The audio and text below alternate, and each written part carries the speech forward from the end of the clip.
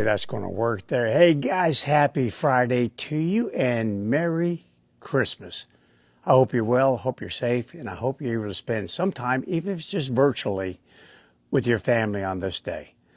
Okay, so now I want to talk about if Santa Claus brought you a present that has 4 legs and resembles something like a dog, I guarantee you your life's priorities are going to change in the next couple of days very rapidly. You are going to be dealing with what I call the bane of existence for most new dog owners. Even if they already have dogs, if they get a new puppy, just like me and Kira, we're getting a new puppy in January, and I'm already going, oh God, I got to practice what I preach. I don't get a get out of jail free card because I do this for a living. No, I have got to do exactly what I'm about to tell you when it comes to housebreaking, because that is the bane of existence for most dog owners, at least all the ones I've talked to over the last 40 years. They tell me, man, that's the hardest part. If I can just get through that, I can handle every darn thing else. But it's that darn housebreaking. It can be so difficult, and it's just so messy, and it's just so, you just don't want to get it done. But anyway, I've learned through blood, sweat, and tears and experiential knowledge and a little bit of conceptual knowledge all mixed in together that you can get through this thing. But no matter what, you're going to have to take the attitude, smile, cooperate, and graduate, baby, because you're going to have to get through it. You're going to have to roll up your sleeves and get after it. And I'm going to have to do the same thing. As a matter of fact, when our new puppy arrives, we will be documenting. And when I say we, mostly Kira, I'm going to make her do it. It's her puppy, after all, I should. Well, anyway, she's going to document a lot of the housebreaking with our new puppy and kind of socialization, exposure, all the things we talk about with puppies. But before we get really started on step by step, because I'm going to spend a couple days on this, and if you listen to me and you implement what I tell you to do, that's important. You will get through this as quickly as possible per that individual puppy. So let me just start right off the bat with that. Every puppy is different. And also, housebreaking is not the domain of puppyhood only. We just recently finished working with a few dogs that came in for training. One was 4, one was 7, and they weren't the least bit housebroken. They had never lived in a home. If you take any of my sled dogs up in Alaska, they wouldn't have a clue. They would be going all over our house. But no, they lived outdoors. I've had a lot of dogs in my life that have lived outdoors. But the vast majority have lived indoors. So therefore, I wanted to teach them to not go potty in my home, just like a lot of you probably are. Or at a minimum, I've had a lot of clients live in big cities, Chicago, New York, LA, Miami, you name it, big old high rises. They live on the 80th floor, and the first patch of grass is 8 city blocks that way. I get it. I'm not doing it either, buddy. Your dog's going to learn how to go in your house on a pee pad or poop pad, whatever you want to call it artificial turf out on the patio. They have all sorts of things that you can teach your dog to go on versus right on that nice rug that you spent 5 years saving up for. That's not the thing that you want your dog to eliminate on. Okay, so housebreaking, not just a domain of puppies. It can also be an older dog that you decide to adopt or rescue. And if you've done so, well, then you're going to need to do the same thing. The only advantage that you will have is that you have an animal. If it's an older dog, the advantage that you have with these older dogs, and when I'm saying older, I'm typically like a year of age and older. They're like adult humans. They have the ability, physically, anatomically, concentration-wise, I get it wise, than a puppy. You know, they can just hold it longer. They get it faster. They learn much more easily than a puppy. Puppies are like little bitty kids. You know, you can't expect them to hold it. No way. Their body can't even do that yet. And that's where you're going to have to dial in a healthy dose of patience. Okay, but before we get started with Housebreaking 101, what do you do, what do you not do? Let me just kind of give you a little backup thing today. Today I want to kind of just educate you a little bit. And you know me. You got to understand what it is you're dealing with before you start trying to take the darn thing apart or tinker with it or modify its behavior. So let's just talk about odor, period. When animals communicate with one another, they use signals. And those come in a variety. And most of those come in a variety of auditory, visual, haptic, also olfactory, chemical signals. So the first point I really want to make that you really have to understand is that when your puppy eliminates and as it starts to become older, it's not just eliminating. It's not just going potty like you. No, It's using its waste, especially its urine, as a chemical signal. Yeah, chemical signals are great because, well, first of all, they're perfect for marking territories. And the reason being is they're durable. A chemical signal is going to last a lot longer than a visual signal and a lot longer than an auditory signal. So they usually tend to be present. This little message, this little business card that you want to send out there to the whole wide world will remain there long after you've left, which makes it really effective for delineating, hey, my neighborhood, stay out of it. You're not invited here. It's also great for marking the locations of caches where I have buried food. You know, you see the old cartoon, dog buries a bone. Well, that's real. That's what they really do. They do bury food so they can go back and have leftovers later on. And also, if you're traipsing across someone else's territory, meaning you've blown right past their little scent markers, their little chemical markers, and it happens all the time because you discover, man, someone dropped off all their groceries over there in their territory. No one dropped off any groceries in my territory, so I'm going to go over there and grab you something real quick before they even realize I'm doing it. Well, if you're going across a new territory, many times you don't know exactly where you are. Again, wolves, when they travel mostly by line of sight. And again, I've mentioned it before, it's kind of like why your dog starts to whine and get really excited when you get close to the dog park or when you get close to a daycare or somewhere that's really exciting and fun for the dog. They know where they are. Well, when you're traveling fast, you're searching for game, you're scanning the horizon, you're looking horizontally across that land there. Sometimes you're not always paying attention to where you're going. You're paying attention more to the fact that I don't want to surprise the game, because then they get the advantage and they just take off and they bolt and make me have to use a lot of energy. Maybe I don't even catch them. So I want to have the advantage of kind of sneaking up on them, and therefore I need to see them long before they see me. I need to be aware of their presence before they're aware of mine. And so that being said, a lot of adult wolves will use what's called urination beacons or chemical odor beacons. This is chemotactics is what it is. And they'll just do little droplets as they move along. And therefore, when they turn around to go home, they can locate the direction home. Kind of think of it like a Hansel and Gretel type thing where you're just leaving breadcrumbs along the trail. Well, they use it in the form of chemicals. And the neat thing about it is they know the difference between their drop and the other 8 fellows or girls that tagged along with them and those of other wolves that may have used the same tactic, chemotactic, to navigate their way through your territory. A lot of the urine in adult wolves and even in adult dogs contains over 160 individual chemicals. Yeah, it kind of forms this thing called like an odor mosaic. And not only can you smell that, not only can an adult dog smell where another dog has urinated, but they can tell all sorts of information from that because that thing is loaded with information. It will tell them, wow, a female did this. A female who's in estrus. Maybe secreting a pheromone, methylphenidihydroxybenzoate, something like that. A female of a certain age. A female that has eaten this recently. It tells a lot of information about that particular individual. And it forms almost like an image in their head. And again, that's why we call it, a odor mosaic. So guys, the biggest point I want to make here is that your puppy, even though, again, it's not a wolf, I get that, but again, nothing evolves all of a sudden without antecedents, and I've been over that before. So the internal mechanisms that's going to drive your young puppy are those of a wolf still, the vast majority of them. They're still there. The base root is there. And therefore, wolves use their scat and their urine as a tool.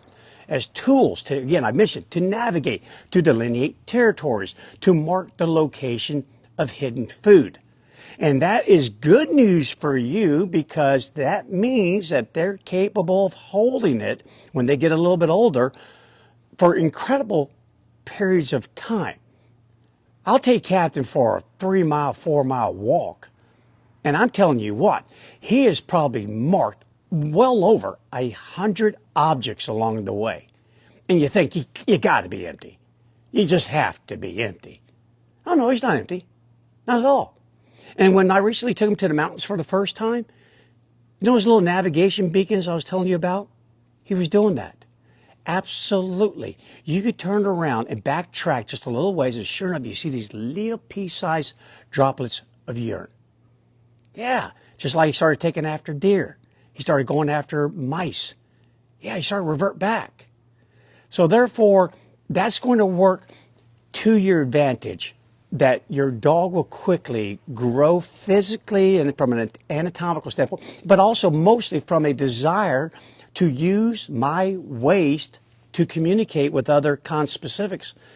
That will work to your advantage, and that's why housebreaking can get done as long as you're patient. Okay, so what is housebreaking exactly? So just make sure we're clear on that, because I'm using an age-old term that everybody uses. Okay, so I did a little artwork this morning. Bam, there you go. All right, so let me move it over here. That would be a house. Okay, I hope it did a good job. That green, go this way, Bryan. That green stuff, that's grass. Okay, for most people who want their dogs to eliminate outside, this dwelling should become a dangerous place to eliminate. Well, no, we don't need an odor mosaic in our home. Sorry, dog. Do that here, in the safe place, outdoors. And that is an easy thing to accomplish as well, because dogs interact with their environment. That's how they learn anything. They interact with their environment. They don't just sit there like a bump on the log like a lot of humans do. They just plop their little butts down on the sofa all day long, and they don't interact with anything. But animals do. All day, every day. They interact with their environment.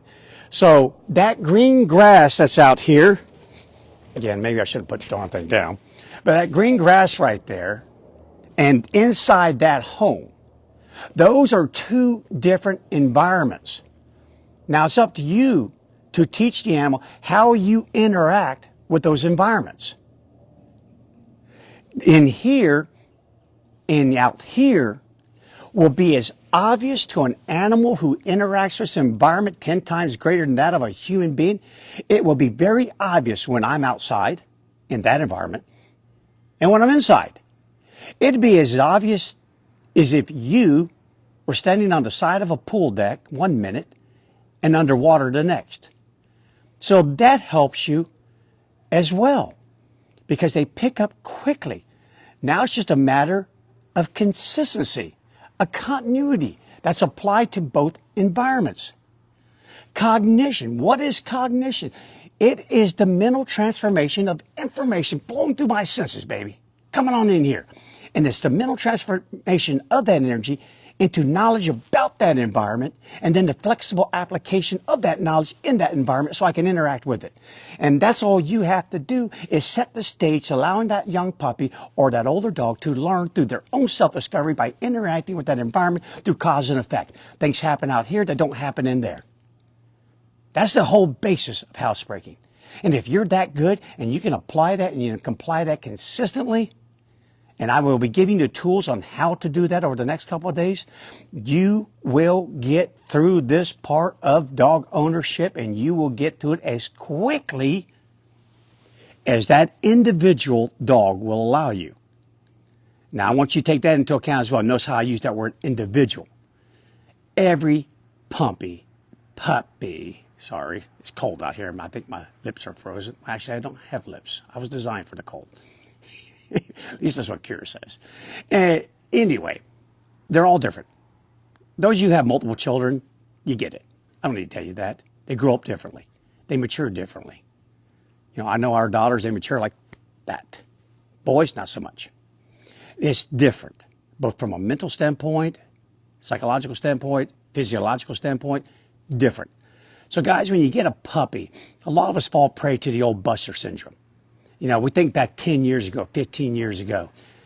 We go, man, housebreaking was easy with old Buster. No, it wasn't. It wasn't the least bit easy. It's just time healed that wound just a little bit. And also, this isn't Buster. Puppies don't come templated out of some like a cookie mold or cookie cutter thing. No way. I've met many 8.5-week-old puppies that I thought, wow, you're like a 4-month-old dog. Kid you not. And then, like in yesterday's video, just a cattle dog puppy I was interacting with, little Bear there. He's very young for his chronological age. Yeah, he's very immature. And a lot of cattle dogs are like that. Captain, I mean, one day I looked around and all of a sudden he was like 4 years old and he was a puppy all the way up until that. I kid you not, a puppy. And one day I looked and went, dang, my dog grew up. He's an adult, just like that. Okay, housebreaking came slow for Captain. Smart dog. You see how smart he is. Oh no, he still came slow. Why? His brain was there, but he just couldn't physically do what I was demanding of him to do. So guys, we're going to have to apply this. We're going to have to apply it patiently. And you don't get to look at your neighbor who just got a puppy the same age as yours, or your aunt or your uncle or any of your relatives or anyone else you know, and go, wow, their dog's already housebroken. It's only been a month. Well, sorry. Yeah, I owned a Rottweiler. He was 18 months old before I thought, yeah, you're good to go now, buddy. Absolutely, it's different. I've had the good side and I've had the bad side. But no matter what, you still apply everything that I'm going to teach you in the next couple of days. And if you do, you will get through this as quickly as the individual can do. Trust me, they want to get through it too, just so you know. They want to get through it. Okay, so a couple things I want you to do right off the bat, just today, before we start talking about equipment and all the other stuff that we're going to do. We'll get started on that tomorrow.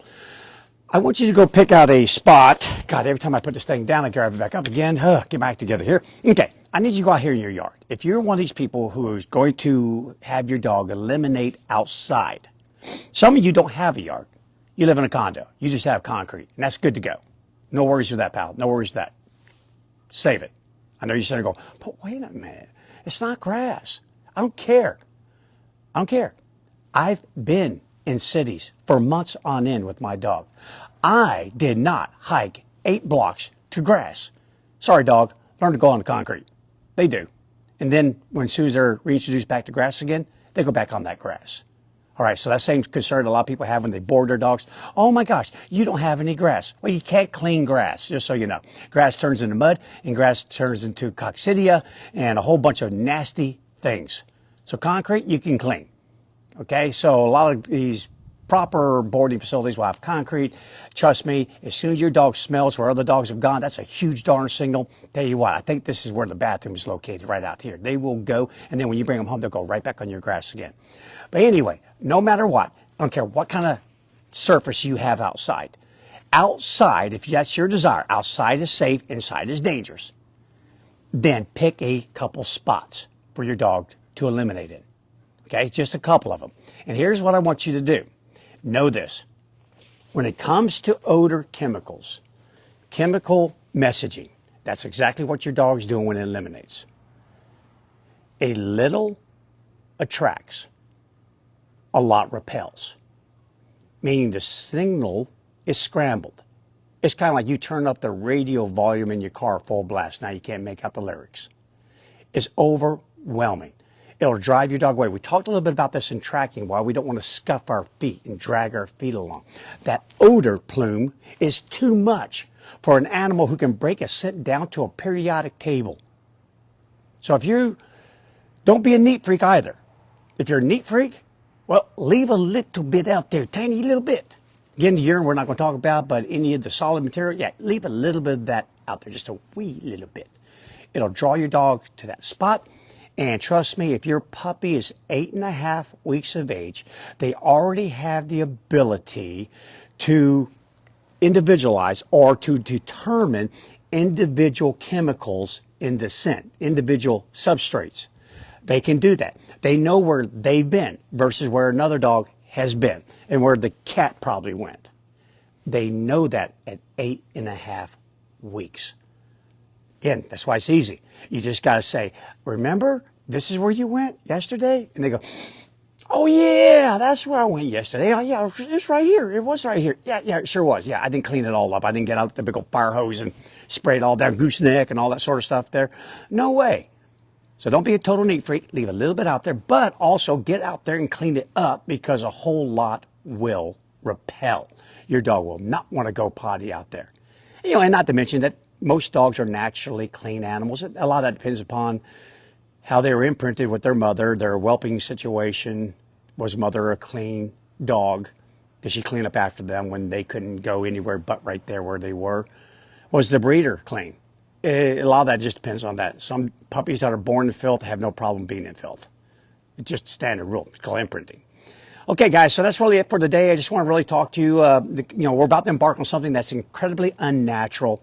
A dog is supposed to be able to go anytime it wants to go. It's supposed to be able to eliminate when it wants to eliminate, leave a chemical message anytime it wants to leave a chemical message or signal. They're supposed to be able to do that. We're asking them not to do that.